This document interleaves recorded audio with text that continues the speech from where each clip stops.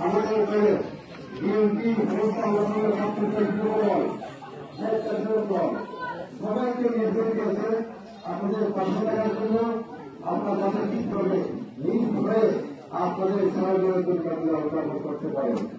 আপনারা জন্য এই দুর্গা পূজা আপনার ঠিকভাবে উদযাপন করতে পারেন।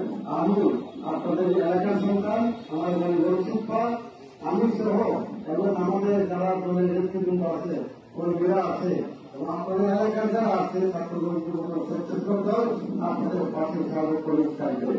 আপনারাও সজাগ থাকবেন যাতে কেউ কোনো মানে খারাপ ভাবে কোনো সরকারিভাবে কিছু না করতে পারে।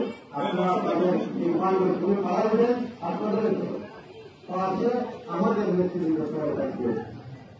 আমি তাদের আপনাদের সনাতন ধর্মী যারা আছেন সবাই আমার পক্ষ থেকে, আমার চেয়ারম্যানের পক্ষ থেকে, দলের পক্ষ থেকে শুভেচ্ছা অভিনন্দন। ধন্যবাদ। প্রাণপ্রিয় আহমদ আলী, ওনার নামই শুনছি কিন্তু বাস্তবে দেখি নাই। আজকে উনি আমাদের দুর্গা উৎসবে উনি আমাদের সহযোগিতা করছেন ওনার দলবলের সকল নেতৃবৃন্দকে নিয়ে। আমি সেই জন্য ওনাকে আমি আমার প্রাণ দ্বারা অভিনন্দন এবং ধন্যবাদ জ্ঞাপন করি।